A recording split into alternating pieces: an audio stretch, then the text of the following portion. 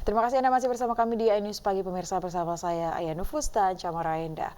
Pemirsa, Taman Bung Karno, Tabanan, Bali dihebohkan dengan video viral dua pemuda dan pemudi naik ke atas patung Garuda Wisnu. Pemerintah Kabupaten Tabanan akan menambahkan beberapa CCTV di Taman Bung Karno, Tabanan.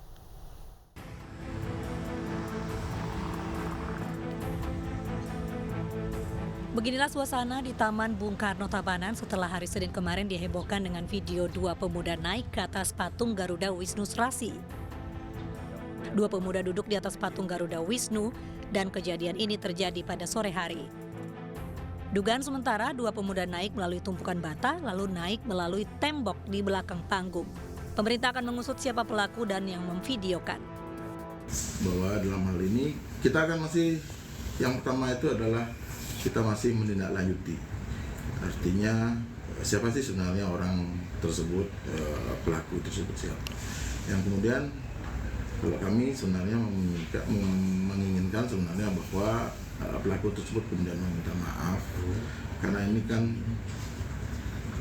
nilai kesopanan, nilai tata krama itu kemudian yang kita sebagai manusia Bali, apalagi dengan di tempat fasilitas umum seperti itu. Pemerintah Kabupaten Tabanan akan menambahkan beberapa CCTV di Taman Bung Karno, Tabanan. Dari Tabanan, Bali, Wayan Diana, iNews melaporkan. Usai menggerebek markas kelompok kriminal bersenjata, Satgas Damai Kartens kini mengejar pimpinan KKB Yapen, Sefnat Marani.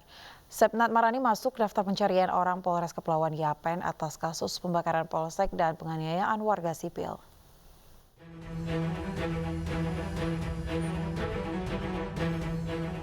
Upaya penegakan hukum terhadap kelompok kriminal bersenjata di Kepulauan Yapen terus dilakukan.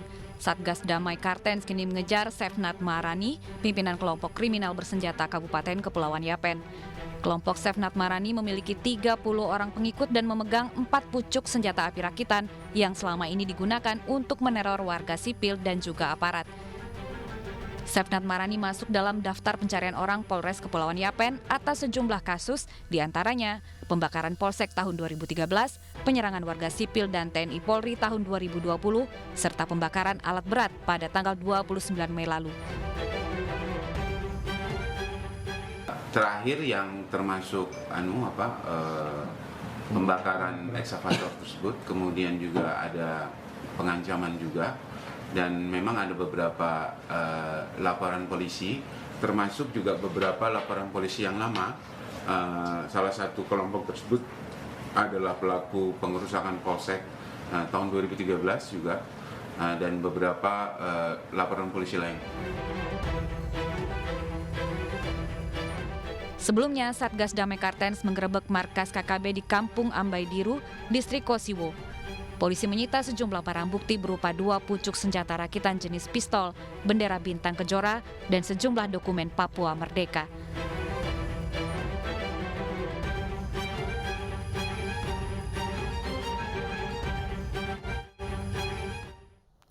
Seorang perwira polisi berpangkat Ajun Komisaris menjadi tersangka penipuan penerimaan Bintara Polri di Cirebon, Jawa Barat.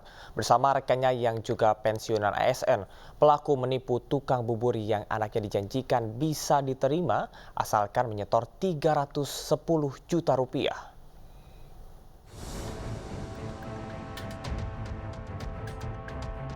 Kasus penipuan penerimaan Bintara Polri terungkap di Cirebon, Jawa Barat.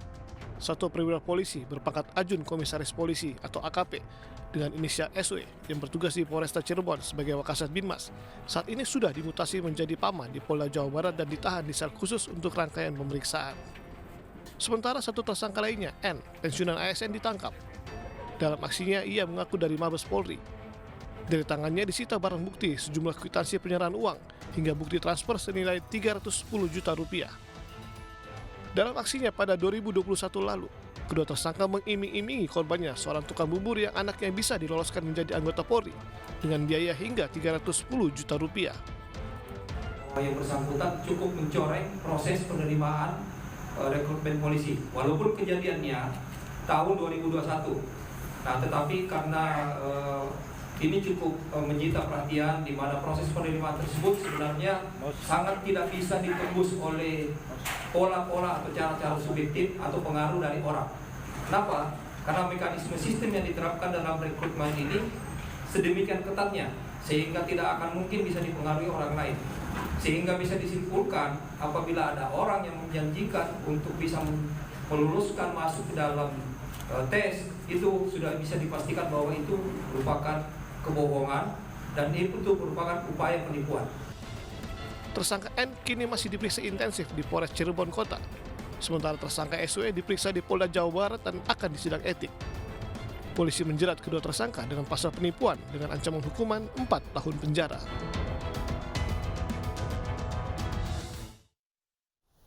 Pemirsa, Dewan Pengawas KPK menemukan adanya dugaan praktik pungutan liar atau pungli di dalam rumah tahanan KPK yang mencapai 4 miliar. KPK juga langsung merotasi beberapa pegawai rutan cabang KPK untuk memudahkan pemeriksaan penyelidik.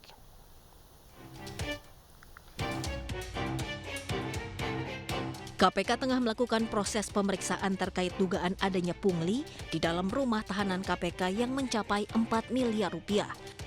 Terhitung sejak Desember 2021 hingga Maret 2022. Menurut juru bicara KPK Ali Fikri menyebut, KPK terus melakukan penyelidikan adanya dugaan etik dan disiplin pegawai. KPK juga langsung melakukan rotasi dari beberapa pegawai rutan cabang KPK untuk memudahkan pemeriksaan penyelidik KPK dan melakukan perbaikan sistem manajemen di rutan KPK. Dipekerjakan ya dari Kumham, ada beberapa ya, lebih dari 4 atau 5 orang, termasuk dari PNSID yang lain, termasuk dari XOS, itu outsourcing yang ada di KPK, karena kan KPK masih banyak juga pegawai yang bersumber dari OS ya. Nah itu tentu yang kemudian dilakukan rotasi mutasi sepanjang yang informasi yang kami peroleh adalah tidak sampai ke level karutannya ya, nanti kalau dimutasi ya siapa yang menjabat itu, karena itu kan nanti dari pihak Kumham ya yang mengirimkan gitu ya pegawainya, karena pengelolaan rutan kan sebenarnya juga orang-orang yang punya spesialis khusus kan, tidak semua orang bisa mengelola rutan karena itu kan ada akademi misalnya apa itu Akip itu kan juga itu pemasyarakatan dan lain-lain, itu kan khusus ya orang-orang yang ada spesialisasi penanganan pengelolaan rutan misalnya ya. Gitu. Dari 4 cabang rutan KPK diduga pungli tersebut terjadi di rutan KPK Gedung Merah Putih. KPK juga mendalami apakah ada keterlibatan pihak lain di luar KPK yang memanfaatkan situasi dan memberikan sejumlah uang ke oknum pegawai KPK. Dari Jakarta, Ayu Pratiwi, Pandu Priyo, Rama Ramadan, iNews melaporkan.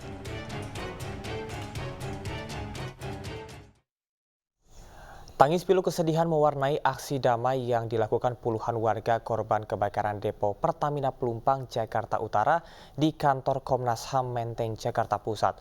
Mereka meminta Komnas HAM turut campur memberikan mereka keadilan.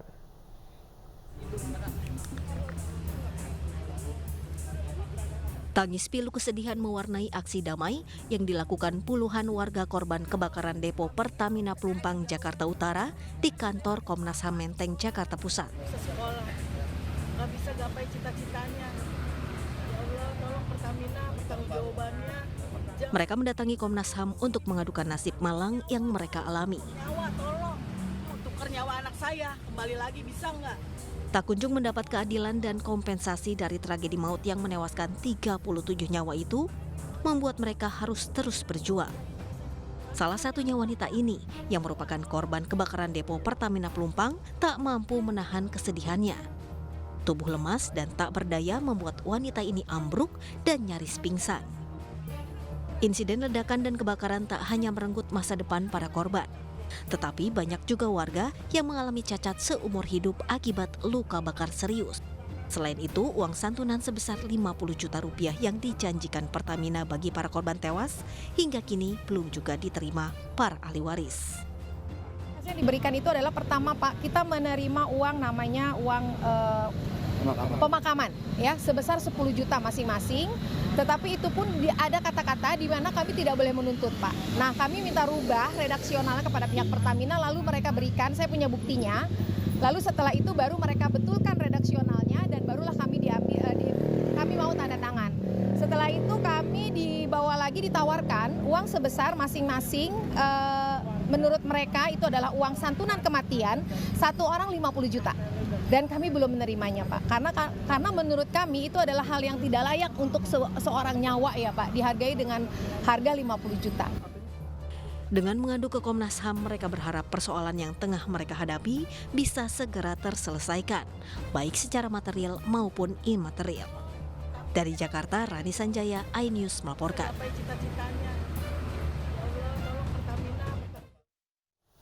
Sidang kasus penganiayaan berat dengan terdakwa Mario Dandi dan Shane Lucas kembali digelar. Sebanyak 3 saksi dihadirkan dalam persidangan untuk menguak fakta terbaru dari kasus penganiayaan berat terhadap David Ozora. Dalam persidangan dengan agenda pemanggilan saksi kali ini masih menggali keterangan para saksi. Sidang dimulai sekitar pukul 10.40 waktu Indonesia Barat, diawali penggalian keterangan dari saksi anak dengan inisial D yang dilakukan secara tertutup. Sebelumnya direncanakan sebanyak 5 saksi yang hadir, namun 2 saksi dipastikan tidak bisa hadir, antara lain Amanda selaku mantan pacar Mario yang sedang sakit dan AG yang tidak hadir lantaran pihaknya belum menerima surat panggilan. Namun kuasa hukum AG memastikan bahwa pihaknya bersedia hadir untuk memberikan kesaksian apabila sudah menerima surat panggilan.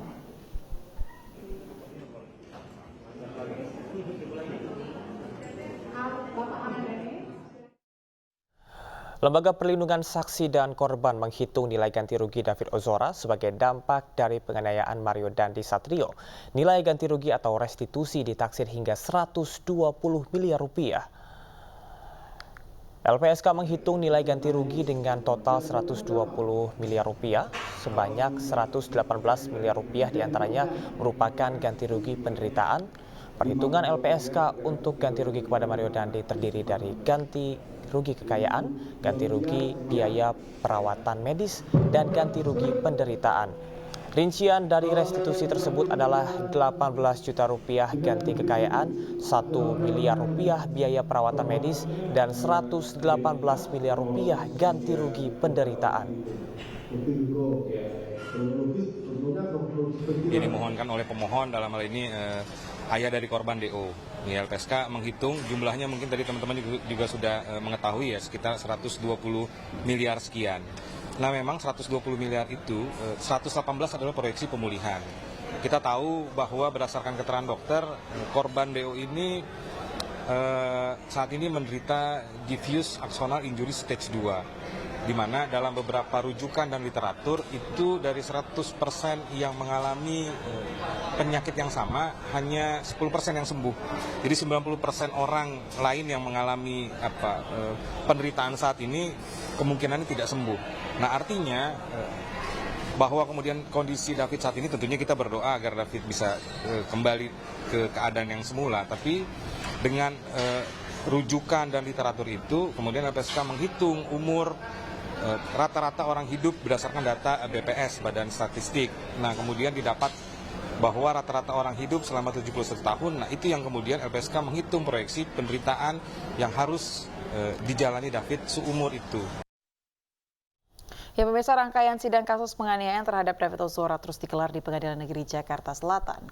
David dianiaya oleh Mario Dandi dan Shane Lucas hingga tak sadarkan diri pada 20 Februari 2023. Kasus penganiayaan David Ozora melibatkan tersangka Mario Dandi dan Shane Lucas serta anak perempuan berinisial AG.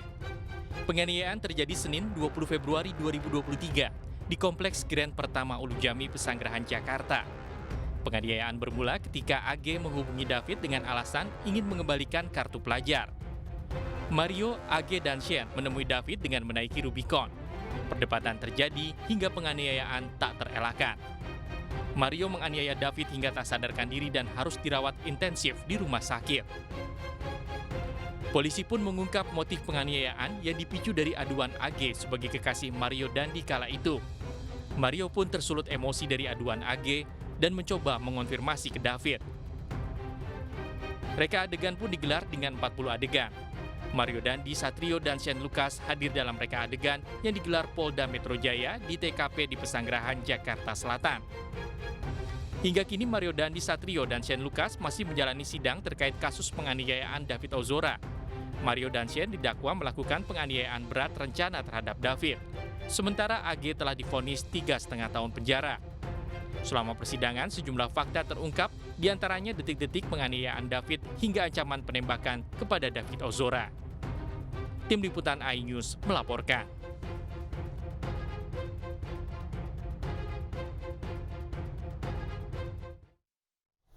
Puncak Haji Akbar tinggal 7 hari lagi, pemirsa. Panitia Penyelenggara Ibadah Haji atau PPIH Arab Saudi terus menyiapkan pelayanan maksimal terhadap jemaah. Salah satunya adalah makanan. Tetaplah di iNews Pagi.